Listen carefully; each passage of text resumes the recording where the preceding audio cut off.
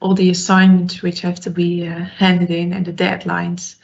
The only strand of which I couldn't find all the dates was the research strand, but maybe you have got the dates, or you can add them to the document in Teams. Anyway, there is a document now in which there is an overview thanks to Daphne's calendar.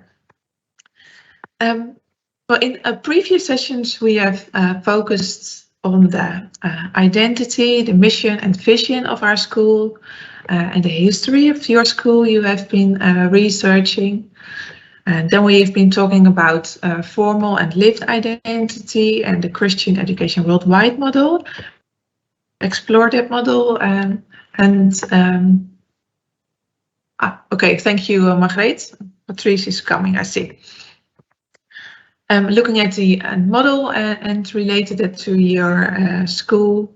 Then the previous session we had Professor Cooling with his guest lecture about epistemology and the role for teaching and learning in Christian education. There is Daphne had asked a number of questions to Professor Cooling, and he has answered them in a document, which I think might be very helpful for all of you, as these were very fundamental questions, and he has also given interesting books, literature, but also websites and other links, which may be helpful for all of you.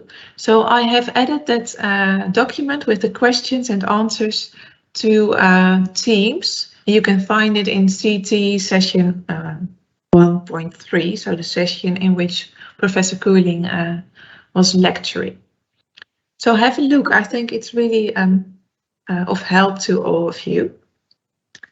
And then I saw your email, Kelly, about that you would love to have Professor Cooling in February for a question and answer session. So I have asked Driestar about the possibilities for organizing that, and Professor Cooling for his availability and opportunities. So I think it would be very nice to have him indeed. So hopefully it will. We will manage to organize it that way. So I'll keep you informed about that idea. What we are going today is focus on two mainstreams in the philosophy of education, and this is all helpful in developing your own vision on education, as is one of the important aims for this strand. So that's what we are going to focus on today. And then we will have two more sessions left. The next session we will focus on APA, so the references. You have been using them and trying them out already in your assignments, but I'll discuss a few guidelines the next session and also focus on I think that's helpful for your paper assignments, give you a few ideas of what is important when writing an academic paper. And we will also look at the relation between your innovation and calling. And then we have a final session before you come to Gouda, which I want to make a question and answer session on the paper assignment, as that will be quite close to the deadline of handing in your paper assignment. So I thought it might be helpful to have a question and answer session then for the final unclarities and questions that you may have then. So that's about what we have done, what we're going to do, and what we are heading for. Are there any questions from your side on the sessions or?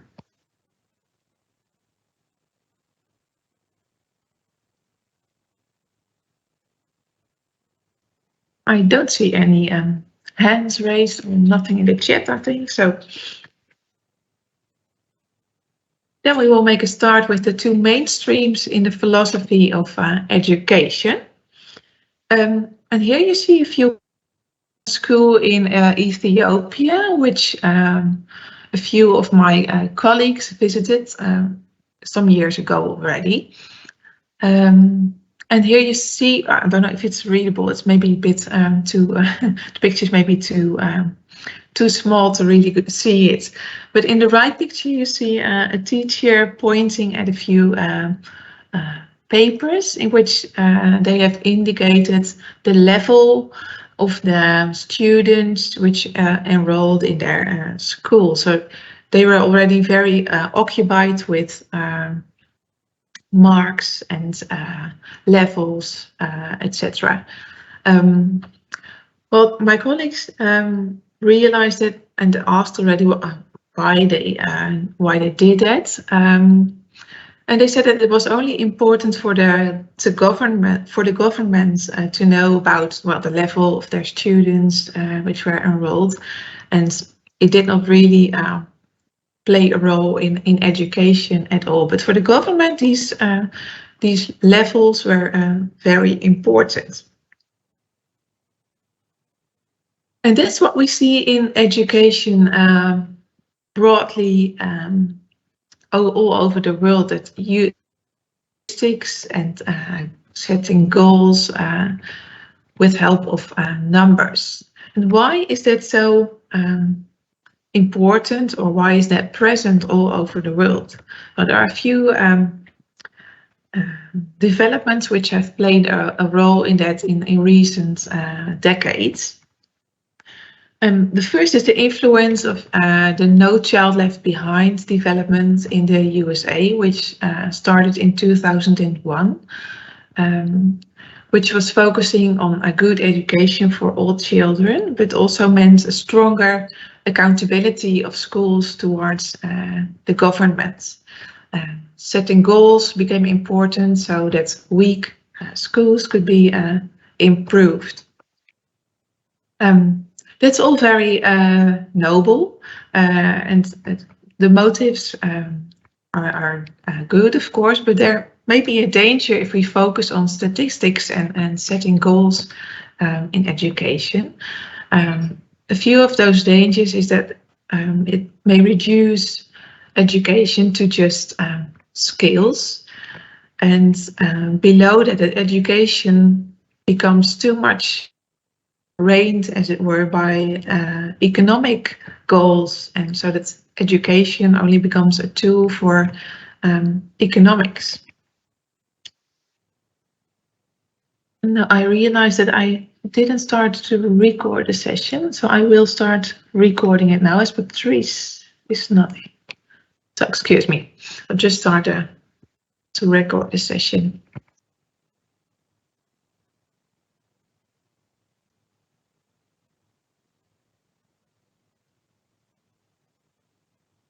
And that brings me to the two main traditions which can be distinguished in education, and which are still both influential in education. Actually, you see a sort of pendulum movement between the two mainstreams and traditions in education, between control and between formation. Control on the one hand and formation on the other hand. And it depends on the country, probably, but in the Netherlands, there's often a strong focus on the control in education. Well, the first paradigm or the first tradition that we can distinguish is that of the natural sciences. And below you see the Dutch term for that is natuurwetenschappelijk, natural sciences. This tradition can be traced back to the Enlightenment, in which research and thinking became very important. The work of Immanuel Kant, who was very influential in this development. The natural sciences aim at explaining objects and numbers, and they also aim at training. or the stream of the positivists can be traced back and linked to the natural sciences, a focus on objectivism and facts, what can be proven. And this has also had its influence in education. What is a currently influential strand in education is the neoliberalism. It's very influential in our country and in more Western countries. And the key element of neoliberalism is that economy not only has to govern the market, but also life in society. So it's also influencing life in schools, in that it focuses on performativity and competition. Efficiency in education has become very important. Well, some of you have read the book of Martha Nussbaum, Not for Profit. And in her work, she criticizes this neoliberal view on education, which focuses on really the market economy in education. Then, as a sort of kind of reaction, the humanities arose, which is strongly influenced by German philosophers from the 19th and 20th century. One of them was Wilhelm Dilthey. He was very explicitly opposing the dominance of the natural sciences. And the humanities are on meaning and understanding instead of explaining. They are focusing on persons and narratives instead of only objects and numbers. Hermeneutics is very important, so that we always interpret things and have our own lenses, as we discussed in the previous session. The humanities is also connected to the stream of phenomenology, to look at the essence of a phenomenon and think in larger contexts. It's not only analyze, not only look analytically, but also look at the essence of being. It's much more focusing on formation as well in education. The stream of the positive psychology, which we are using and discussing in the other strand, the PPD strand, has its roots in the humanities. There are, of course, many good things which came from the Enlightenment movement and the research that arose from it. For example, there has been a lot of medical progress since the Enlightenment movement. So a focus on objects and numbers has also brought us a lot of good things. But it's good to realize that it compromises a very technical and mechanical view on reality, and realize the implications it has for education. So what kind of view on education is behind it? In another session, we discussed the 3 domains of Biesta. So the qualification, subjectification, and socialization. But you could say, well, the qualification area of education is very important indeed. Education needs to have a good quality. So, well, you have to look at numbers and objects, etc. But it's not the only aim of education that it has a good quality, but it's also aimed at formation. So also the subjectification and socialization is important to take into account, and not to focus only on quality and what can be measured.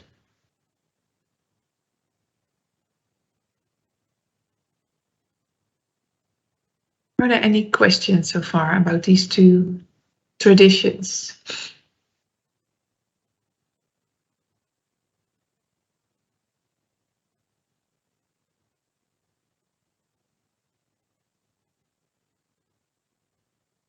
Now, you see one more example of the influence of the natural sciences and the focus on numbers and statistics, and also how that influences education all over the world. The PISA ranking, I think it's well known for everyone, in which this started in 2000, and countries all over the world are ranked on the scores of 15-year-old student skills on arithmetics and reading. And this is very, very influential for schools, for governments.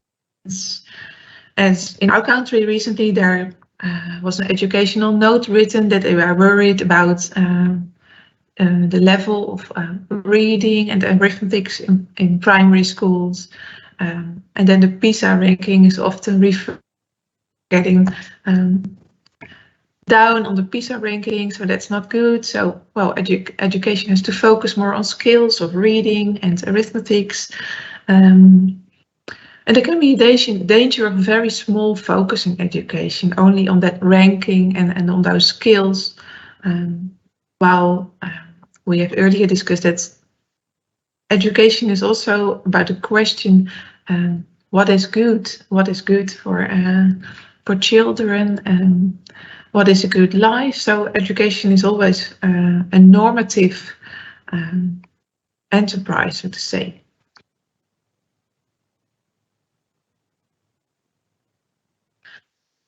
What is influential in educational research stemming from the natural sciences is the empirical cycle.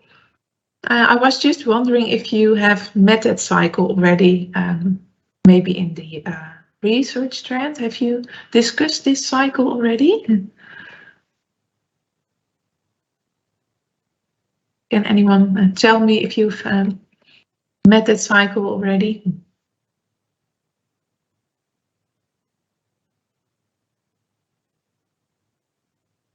It doesn't look familiar. It was, yeah, we didn't have it, but it was in some of the reading that we should have done on meta research. Yeah, that's what I was. Okay, yeah. It was mentioned, but we have to research more. Yeah, you have. It has not been explained yet in the research trend. Well, that's good to know. Then I will show you a short video which explains this cycle. So I'll stop sharing the PowerPoint now and go to the video.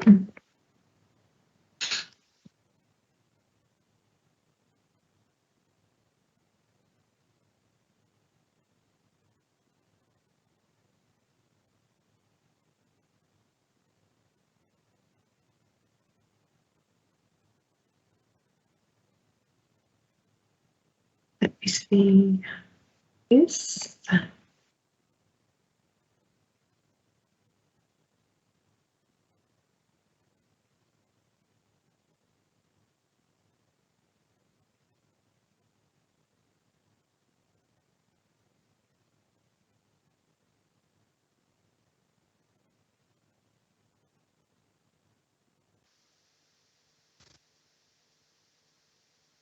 Can you see a video of the empirical cycle now? Yes. Then I will start it. The empirical cycle captures the process of coming up with hypotheses about how stuff works and testing these hypotheses against empirical data in a systematic and rigorous way. It characterizes the hypothetical deductive approach to science. Being familiar with the 5 different phases of this cycle will really help you to keep the big picture in mind, especially when we get into specifics of things like experimental design and sampling. So we'll start with the observation phase, obviously. This is where the magic happens. It's where an observation, again, obviously, sparks the idea for a new research hypothesis. We might observe an intriguing pattern, an unexpected event, anything that we find interesting and that we want to explain. How we make the observation really doesn't matter. It can be a personal observation, an experience that somebody else shares with us, even an imaginary observation that takes place entirely in your head. Of course, observations generally come from previous research findings, which are systematically obtained. But in principle, anything goes. Okay, so let's take as an example a personal observation of mine. I have a horrible mother-in-law. I've talked to some friends, and they also complain about their mother-in-law. So this looks like an interesting pattern to me, a pattern between type of person and likability. Okay, so the observation phase is about observing a relation in one or more specific instances. In the induction phase, this relation, observed in specific instances, is turned into a general rule. That's what induction means, taking a statement that's true in specific cases and inferring that the statement is true in all cases, always. For example, from the observation that my friends and I have horrible mothers-in-law, I can induce the general rule that all mothers-in-law are horrible. Of course, this rule or hypothesis is not necessarily true. It could be wrong. That's what the rest of the cycle is about, testing our hypothesis. In the induction phase, inductive reasoning is used to transform specific observations into a general rule or hypothesis. In the deduction phase, that the relations specified in the general rule should also hold in new specific instances. From our hypothesis, we deduce an explicit expectation or prediction about new observations. For example, if all mothers-in-law are indeed horrible, then if I ask 10 of my colleagues to rate their mother-in-law as either likable, neutral, or horrible, then they should all choose the category horrible. Now, in order to make such a prediction, we need to determine the research setup. We need to decide on a definition of the relevant concepts, measurement instruments, procedures, the sample that we'll collect new data from, etc., etc. So in the deduction phase, the hypothesis is transformed by deductive reasoning and specification of the research setup into a prediction about new empirical observations. In the testing phase, the hypothesis is actually tested by collecting new data and comparing them to the prediction. Now, this almost always requires statistical processing, using descriptive statistics to summarize the observations for us, and inferential statistics to help us decide if the prediction was correct. In our simple example, we don't need statistics. Let's say that 8 out of 10 colleagues rate their mother-in-law as horrible, but 2 rate her as neutral. Now we can see right away, our prediction didn't come true. It was refuted.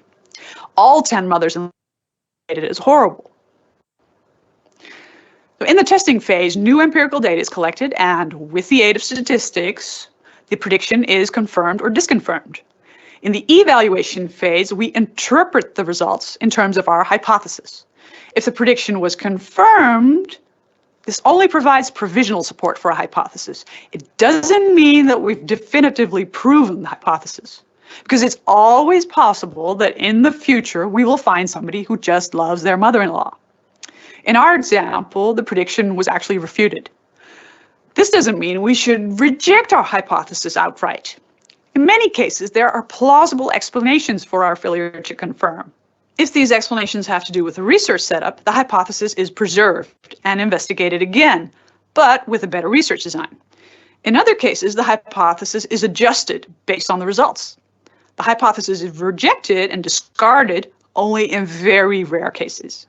In the evaluation phase, the results are interpreted in terms of the hypothesis, which is provisionally supported, adjusted, or rejected.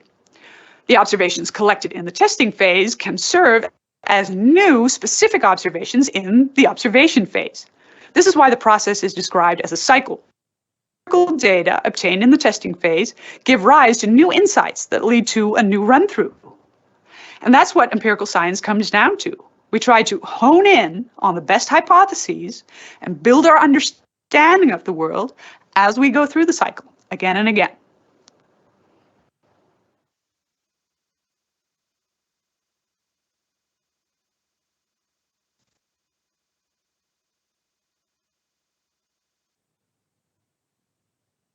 Now I will return to the PowerPoint again. have to click.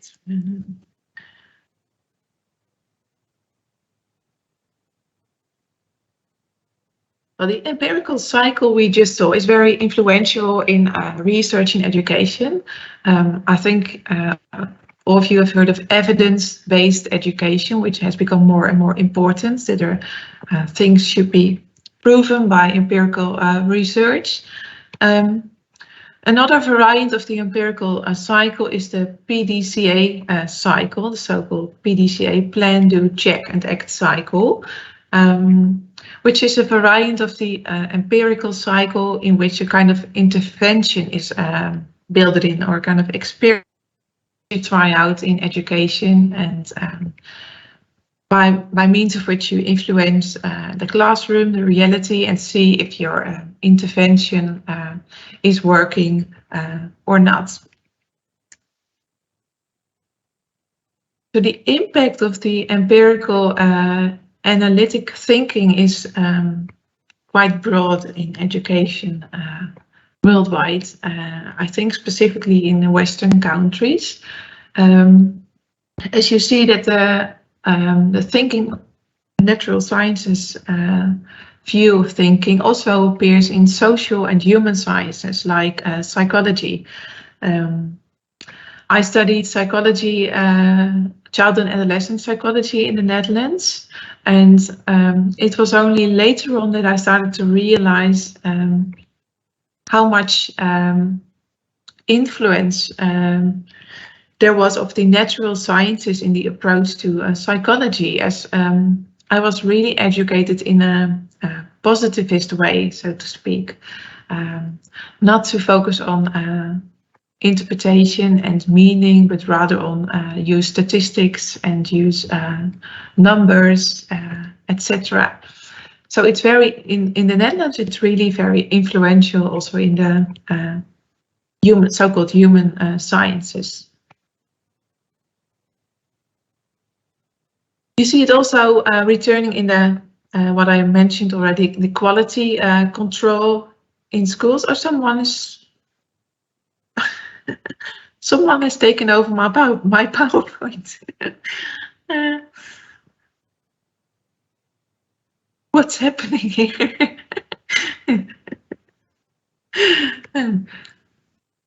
Who wants to be the teacher?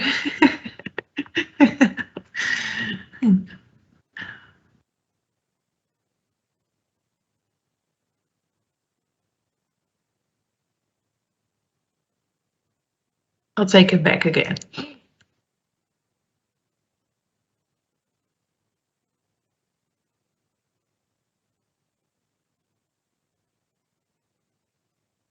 Here we are. So the quality control in schools is really stemming from this empirical analytic thinking, focusing on evidence-based research, as I said. For example, in the Netherlands, there has been a focus on evidence-based programs to prevent bullying in schools. While bullying is really a phenomenon which is concerning relations between. It's not only about a sort of kind of closed mechanical system. It's about people and human processes actually. But the government has really focused on what works and what is evidence-based when talking about bullying.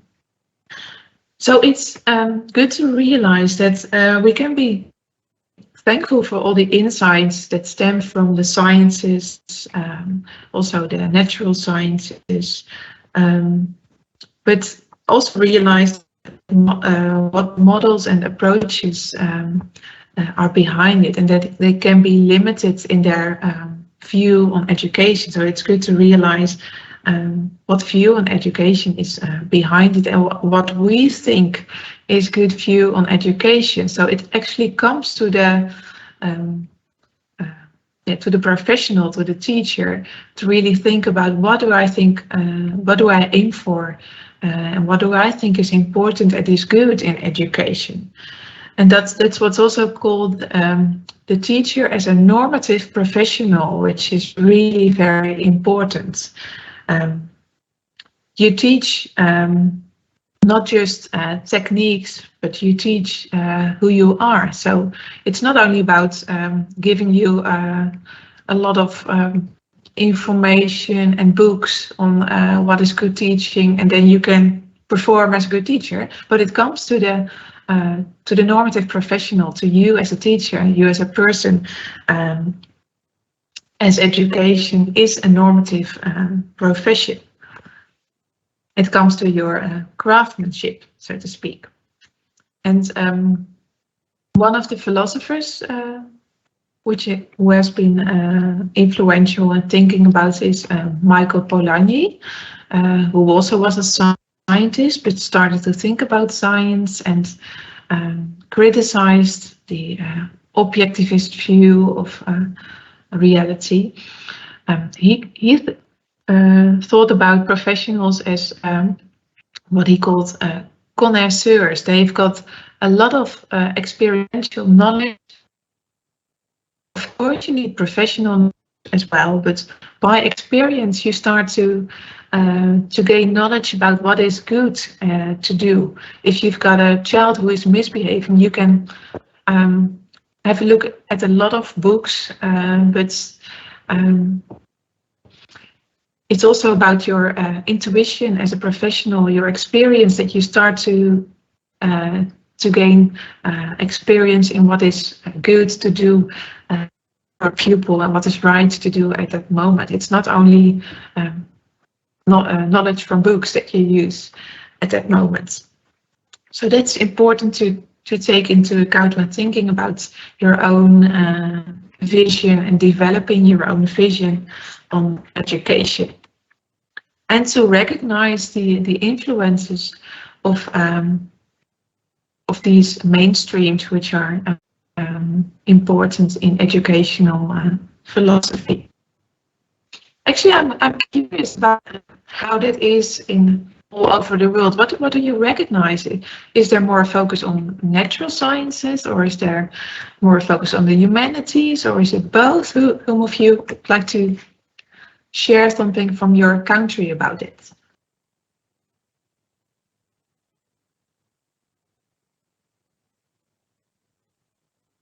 Is there much control from the government on performativity, Marleen? Yeah, it was an interesting one for me when you had the PISA results and you were talking about how they were going down in ranking and therefore needed to change or focus more on one or the other. It was interesting that PISA results in and of themselves are so science approach, but many of the countries in the top, such as New Zealand, Australia, and Canada, all tend to be in more of a humanism method of teaching or influence of teaching. So why then, when you are sort of in the top group, are you then looking to an empirical way of kind of correcting or improving?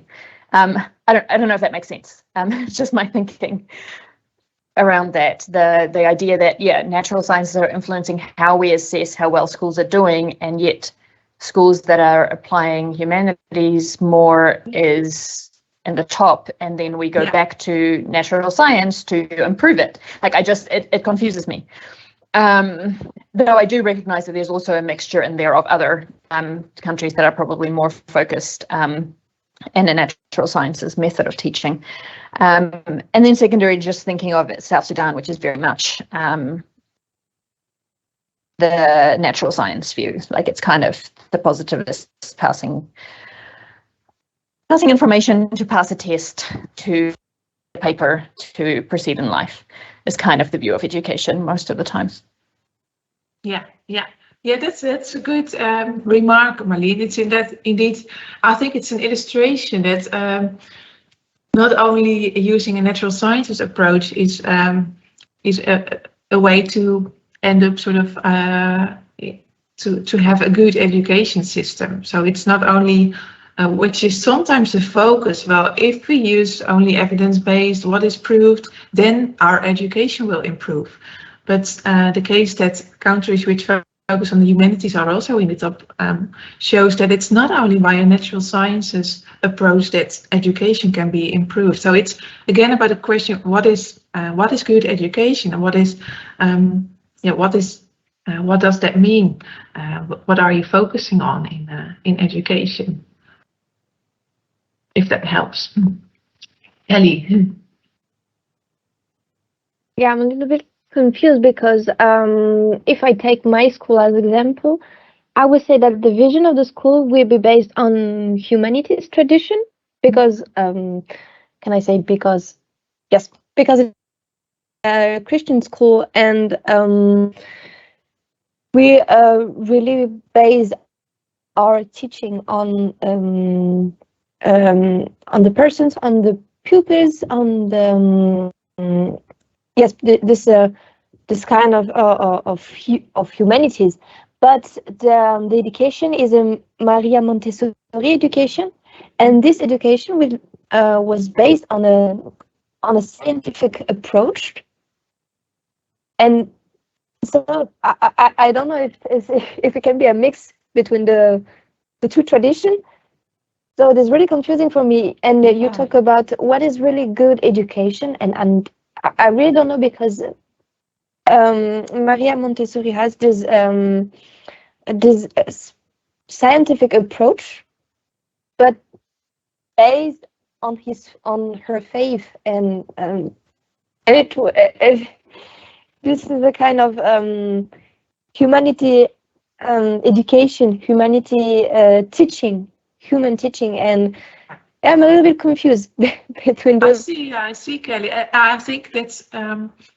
I think I understand where the confusion comes from, because there's a lot of conceptual nuances in here. So, scientific approach doesn't necessarily mean a natural sciences approach, as Maria Montessori's pedagogy was really a reform pedagogy. So she was actually opposing a school system with numbers and objects and a whole class system in which everyone had to do the same and perform in the same way. So it's a so-called reform pedagogy, which can be focused on well, science is broader than natural sciences. So it's a natural sciences can be more the sort of a reductionist and technical view on reality and education, while scientific is not the same concept as natural sciences. So I think her view on pedagogy stems much more from, she's inspired more by the humanities than by the natural sciences, if that helps. Yes, because Montessori, I have it under constructivist approaches. Mm-hmm. When I try to put all the pedagogies in a table, she's more in a constructivist approach, I would have found, but it's much more aimed at the person, and than positivist. So does that help, Kelly? Yes, really. Margreet, you also had a question. Well, it's not really a question. I think it's just something what I learned over the years, that the systems can be beautifully in place and all the whole environment is excellent for teaching. But I agree with Marleen that the teacher is the key. A good teacher who, even you are teaching under a tree, but when the teacher is a good teacher, of course, I agree, then you are lacking the good sources for education also. But a good teacher, a qualified teacher, a teacher who inspires children, I think that is even more important, I think, than the whole teaching environment. Yes, that's why I think that's a good remark, Margreet. That's why I ended with the normative professional of the teacher, which is key indeed. It's not teaching Yeah. can't be reduced to just techniques, but it's the person who who makes the quality of the teaching. And you can have much more professional knowledge, but it's not only the knowledge from professional books about teaching and education which Yeah. help you, but it's the pedagogical tact, your intuition, etc., which make up good education. Definitely. So the person is key, central in the educational process, and that's why you can't reduce education to a technical system with a closed cycle, so to speak. Yeah, exactly. And therefore, it's important to give the opportunity for teachers to develop themselves, the core qualities, all these things. It's essential, I would say. Yeah, the normative professionality is very important, but it is coming under pressure in the Netherlands because of those governmental requirements and focus on qualification, on ranking. So it's we'll have to keep raising our voices that the normative professional is key in the educational process. And yeah, I agree. Mina, you also wanted to say something. Thank you, Eva. This is a very nice talk, I suppose, but I'm a bit confused because in Nepal, it is not like what we have been talking here. In Nepal, I think the government education system is very much traditional. Although we have a lot of professional development session for the government teachers as well. The government come up with a plan of providing professional development training to the teachers, and they also make it compulsory for the teacher to go through this teacher training program before they become the teacher. And also they go through this 1 year Bachelor of Education as well. But when the teacher get into the classroom, they do what they were taught as student. I mean, like they just do the traditional setting. They wanted to finish up the syllabus and prepare the children for the result, like to pass the result. Like they have students have to have 100 marks exams for all the subjects, about 15 subjects, 16 subjects, and right from the early childhood children, they have to do the exams. But in principle, if you look into the curriculum, the system of government in documentation, there is no exams. There should not be exams till grade 5. But in practical, even from the nursery children, they got to do the exams. So that is the system in Nepal with the government. But there are a lot of private schools and government schools are almost in the same ratio in Nepal.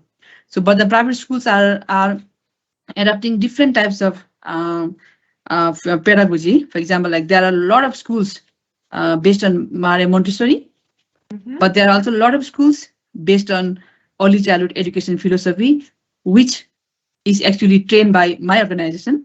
So the organization that I work, we advocate about the importance of playway method of teaching and learning in the classroom, and we make the teacher experience the importance of play.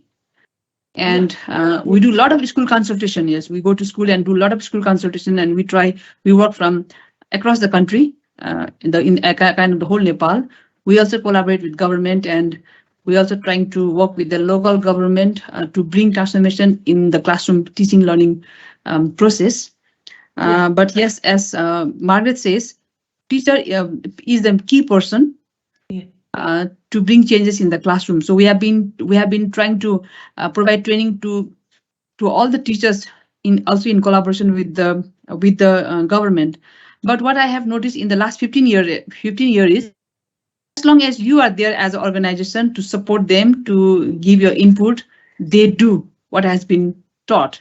But as your project gets over, or as you don't go to that school, then they go back to the same stage with the old traditional setting. So because as children, the teachers have never done this activity as children. So they have to first experience, they have to have themselves convinced, and they can do. But when the motivation is not there, they don't do it. So I don't know, like yes, as we also kind of try to implement from the constructive vision point of view. We also try to include this reform pedagogy, but well, so I should still say that Nepal has long way to go to bring changes in the education system. Yeah, that's very recognizable. A system can be so strongly present. That's it's difficult to make it really your own. That way of teaching that you try to inspire teachers to do and to continue when you leave. It's so difficult because sort of kind of a regression appears as soon as you leave, as that fixed structure is such a settled mindset in people. I think that's a recognizable. Oh, yeah. Everybody wants your good handwriting from the children, good marks from the children. Yeah. A system can be so strongly present in thinking.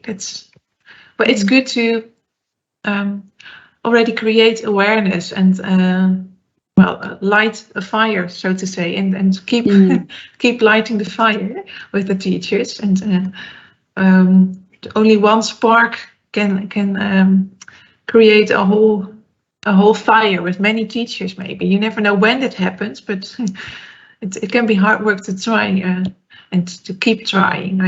I understand. Yeah. Thank you, Mina, for your illustration. And then Chi, I think you also had something to add.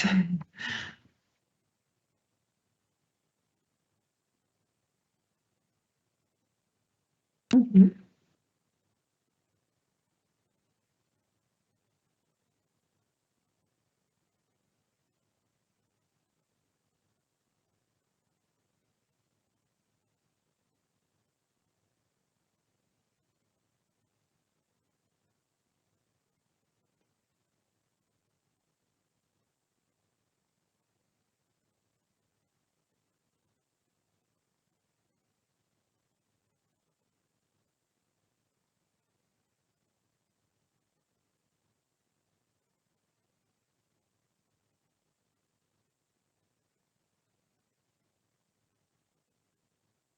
Yeah.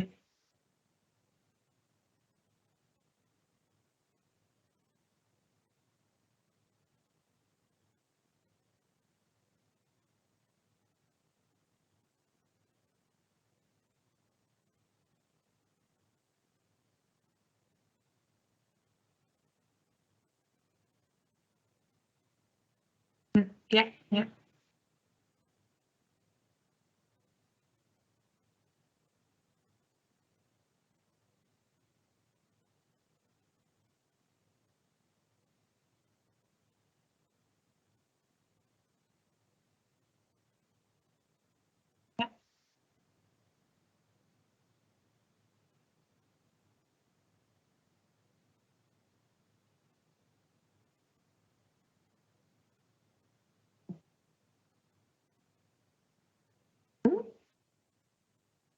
Ah, yeah. Yeah.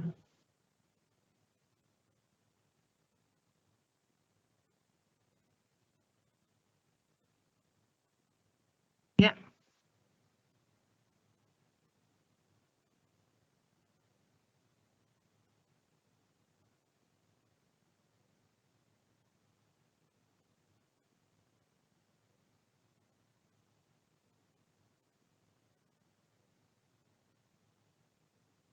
Mm.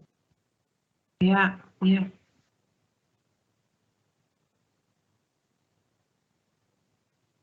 Yeah. Yeah. Ah,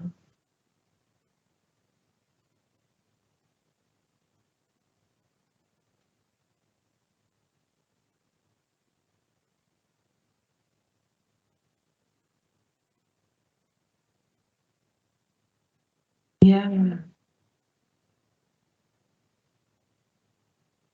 Yeah. Yeah. Yeah.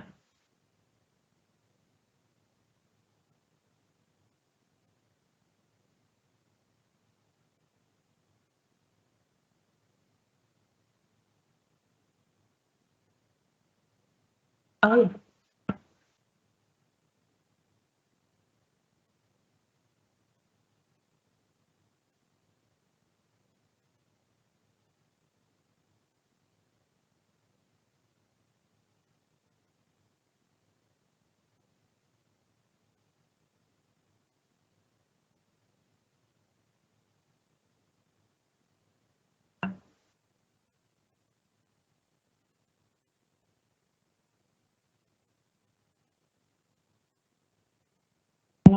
Yeah. Thank you, Chi. Yeah, that's really good really good illustration of how a small focus on ranking sort of hides the whole story that's behind it that you are telling us. Yeah, thank you.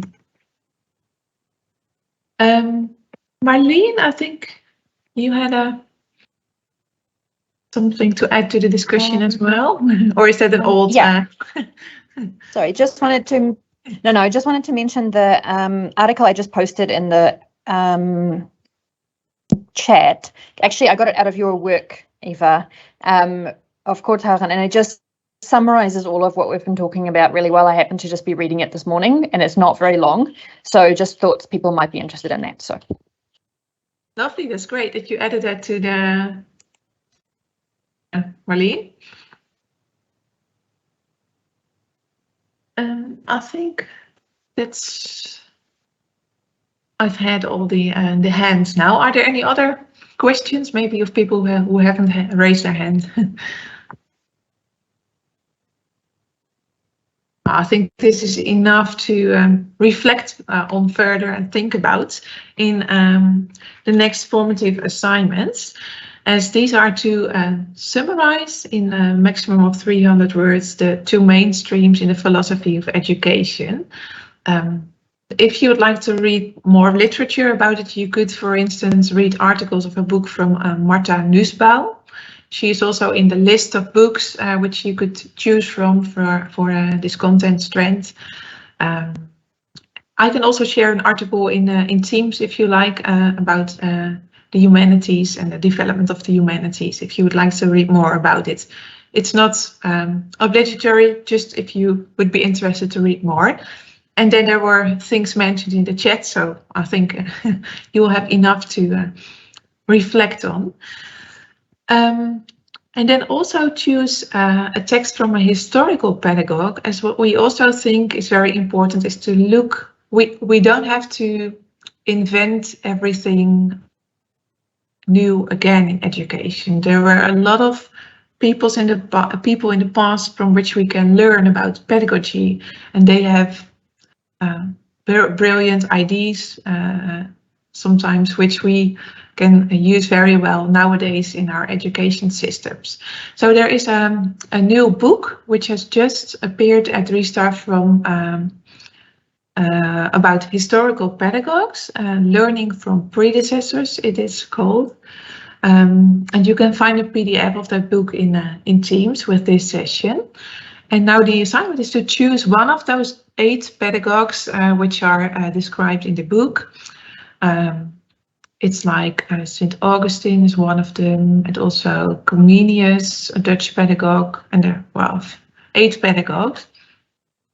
And then make a summary of your understanding of the historical pedagogue, which helps you to develop your vision on education. So you can use it in your final paper again, in which you develop your own view on education.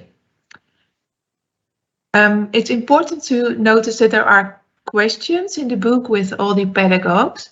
You don't have to answer all these questions. So just make a summary of the pedagogue of your own understanding, but you do not have to answer all those questions in the book. And one final remark is that the book has just been published at Driestar, but my colleague, Professor Bram de Monk, has worked on the book, and he says that there might still be some, there has to be edited actually once more, but there was not enough time to do it. So there might be some sloppy mistakes in it yet, so that you know that there will be another editing session, but the content is okay to use for now. So that's good to notice for you. Yeah, then I thought it might be helpful to see all these formative assignments. I think I've mentioned it before, but just to remind you that those are all building blocks for the final paper assignments, in which the key elements to explore your own context. So you have looked at the history of your school, at the mission, vision, etc. And to develop your own vision on education. That's what we are working on in these sessions, the epistemology session and the philosophy of education. So all the things you have been doing up until now, you can use all those elements to write your final paper. You can't use them one-on-one because then you would have a huge final paper, but there are all building blocks of which you can use and which help you to develop your vision and to explore your context and to build the final paper. So I thought it might be good to make you aware of that again, how these formative assignments are related to the paper assignments. If you like to, you can have a look at the format of the paper assignments again, as you did last week in the study group for the portfolio of the PPD. Maybe you can also have a look at the format for the paper assignment for the content strand and see if there are any questions and clarities which I can pick up next time to discuss.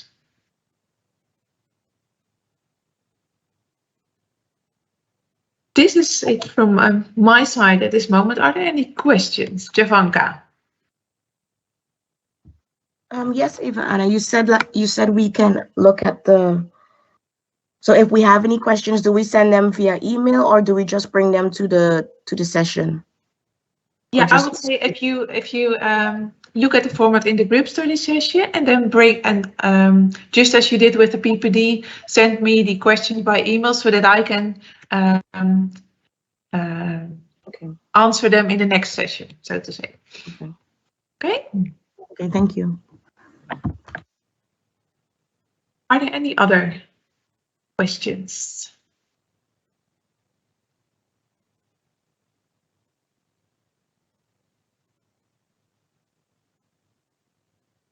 If not, I want to close this session in the meantime with prayer. Thank you for your attention, for joining the discussion, for bringing in all your experiences and questions. It was good to hear those views from all over the world and your experiences with the philosophy of education and to relate it to your own context. I really enjoyed that. And wish you a good day and good study group session this afternoon. And then hope to see you not next week, but within 2 weeks again with the next PPD session. So I would like to close the session now with prayer. Heavenly Father, in the Lord Jesus Christ, we come unto you again and give you thanks for all your good gifts. All good gifts around us come from you, our Heavenly Father. Lord, we also want to ask you for wisdom and vision when we are educating children and students. Lord, we are in need of your help and guidance. Do you want to give us wisdom as you are the source of all wisdom? Lord, we want to ask you for your blessing, your help in everything that we have to do, our study, our teaching, and many more things that may occupy us. Lord, do you want to help us to live with hope and vision that the best is yet to come? We ask and pray these things in the forgiveness of our sin. In Jesus' name, amen.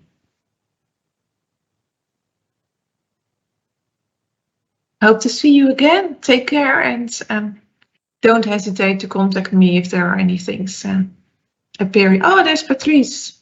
The last minute. Oh, your mic is still off, Patrice. Yeah, I was the guy making the mess with your PowerPoint. Oh, you are. So I confess it. Yeah. So, Now we know. I have recorded the session. I think you've missed most of it, Patrice, or not? Or have you been able to?